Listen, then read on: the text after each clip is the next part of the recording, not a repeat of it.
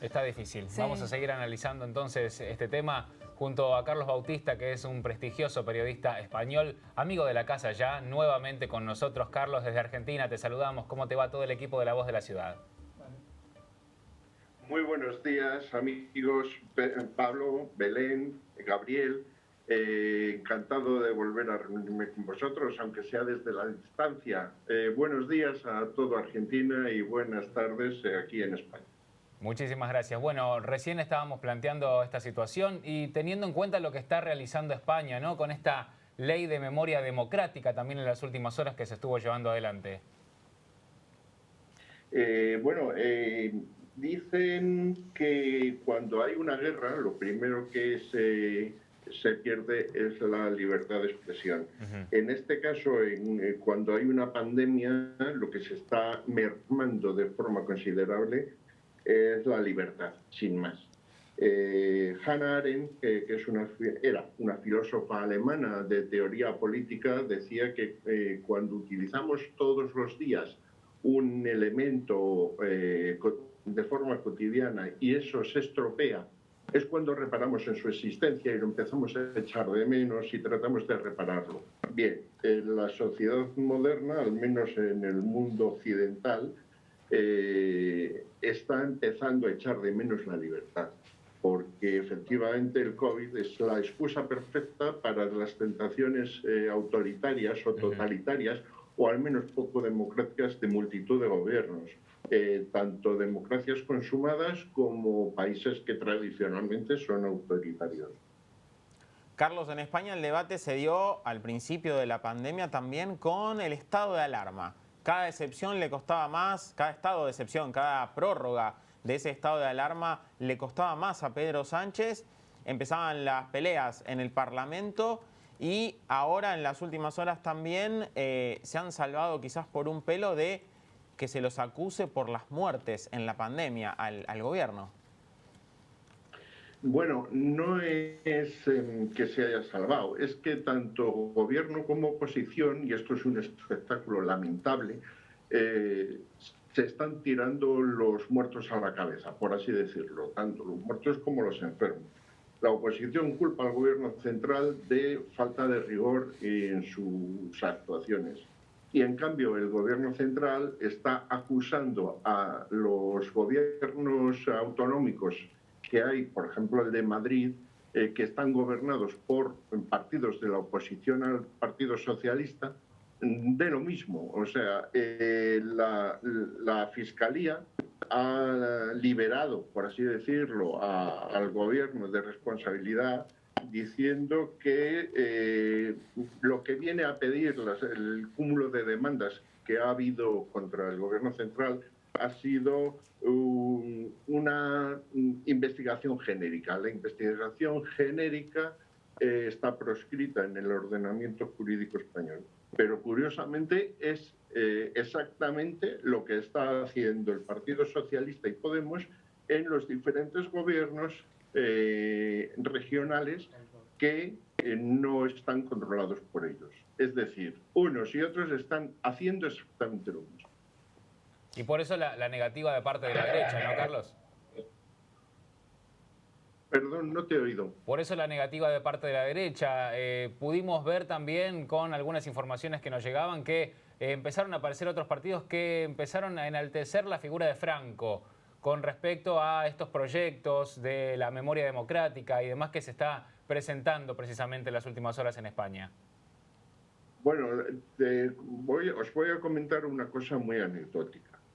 Esta misma mañana ha salido a la luz pública que el alcalde de Cádiz, que es de Podemos, ha querido quitarle el nombre de Ramón de Carranza al estadio de fútbol del Cádiz, porque Ramón de Carranza fue un noble español que ayudó al triunfo del ejército franquista allí.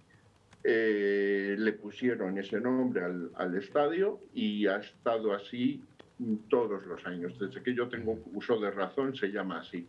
El alcalde de Cádiz, que es de Podemos, ha hecho una especie de referéndum entre los los vecinos de Cádiz para ver qué nombre se le ponía al estadio, qué nuevo nombre. Y curiosamente ha salido por votación mayoritaria el nombre de Franco o el de Santiago Abascal, que es el líder de la extrema derecha en España. Esto mismo que ha pasado también está ocurriendo con el Valle de los Caídos, que es el monumento emblemático del franquismo aquí en España, donde estuvo enterrado Franco. La derecha y la extrema derecha están escandalizados porque acusan al gobierno de estar preparando una operación de derribo, pero derribo físico de todo el recinto del Valle de los Caídos. Eso está por ver si lo van a hacer así o no. Lo que sí es cierto es que hay que redefinirlo, porque España es el único país que tenía un monumento en honor a un régimen autoritario. En Alemania están los campos de concentración de Auschwitz, por ejemplo, pero no lo hacen como homenaje. Bueno, pues el significado que tiene el Valle de los Caídos aquí en España es muy distinto, es como de honra y lógicamente eso hay que cambiarlo. De ahí a derribarlo, pues, hombre, no lo sé. Francamente creo que la discusión del ciudadano medio español no está en eso, o sea, no le preocupa y no le quita el sueño. Sí es cierto que hay muchos cambios de nomenclatura, sí que es verdad que hay muchas iniciativas de memoria histórica para restablecer la memoria del bando perdedor en la guerra, y también es cierto que los que murieron en el bando republicano merecen un recuerdo que ya España se lo debe desde hace 80 años. Eso es así, pero realmente la discusión ahora mismo, al menos en la calle aquí en España, no es esa. El problema está en cómo salir de la crisis económica, qué va a pasar en lo sucesivo, en las libertades ciudadanas cotidianas que está habiendo, que efectivamente se están restringiendo, y sobre todo cómo y cuándo nos vamos a librar del dichoso COVID-19. Sí. Carlos, para cerrar y para tener también un panorama del continente europeo quizás en su conjunto, ¿cómo está la salud de la democracia en Europa y quizás particularmente en España? Pues como he comentado antes, en Europa ya antes del COVID había un resurgimiento de la extrema derecha. O sea, no hay más que ver lo que pasó en Italia y también el nacimiento del partido Vox de extrema derecha aquí en España, otros movimientos de ultraderecha en Europa Central, sobre todo en Bélgica o en Holanda. Es cierto que hay tentaciones xenófobas o tentaciones racistas y episodios racistas cada vez más frecuentemente. Se está creando un caldo de cultivo que es parecido al que hubo previo a la Segunda Guerra Mundial. Eso es así.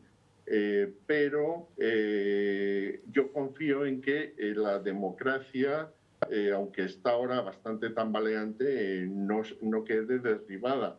Eso en general. Aquí en España, bueno, pues si se en relación a las tentaciones totalitarias con la extrema derecha o con la derecha, no hay que olvidar que en España ahora mismo está gobernando el Partido Socialista con Podemos, que es muy parecido al antiguo Partido Comunista. Y las tentaciones totalitarias las está teniendo igual. Durante la pandemia que hubo, el confinamiento, perdón, que hubo en España, el gobierno de Pedro Sánchez se dedicó a gobernar a golpe de decreto. Con esa fórmula de ordeno y mando ha estado tirando para adelante hasta que hace solo unos días el Parlamento le ha empezado a tirar por tierra a algunos de esos decretos. Pero esa tentación existe, da igual el color del gobierno de turno. También quería comentar que el actual ministro de Consumo, Alberto Garzón, Sí. me dijo a mí personalmente, no hace demasiado tiempo, que él se sentía insultado y se sentía vilipendiado por muchos ciudadanos medios y que eso le preocupaba. Bien es verdad que Alberto Garzón tiene una escolta, va en coche oficial, etcétera, pero si eso le preocupa a él siendo ministro, y es verdad que hay gente que le falta el respeto, también tendría que ver que en sus propias filas, en las de Podemos, está habiendo escraches, está habiendo incidentes, algunos de ellos también xenófobos y racistas, contra ciudadanos que no son de España y que tienen los mismos derechos exactamente que cualquier ciudadano español. Carlos, nos quedamos con eso que dijiste también por la salud propia de la democracia, esto de no terminar derribando monumentos que forman parte de la historia de un país, como sí lo hicieron en Alemania, por ejemplo, para poder recordar siempre que hay cosas que no tienen que regresar, que no tienen que volver a pasar. Te mandamos un abrazo y gracias nuevamente por estar con nosotros, Carlos. Muchas gracias a vosotros. Un fuerte abrazo. Gracias. Estábamos hablando con Carlos Bautista, prestigioso periodista español, para analizar lo que es la salud de la democracia en tiempos de pandemia.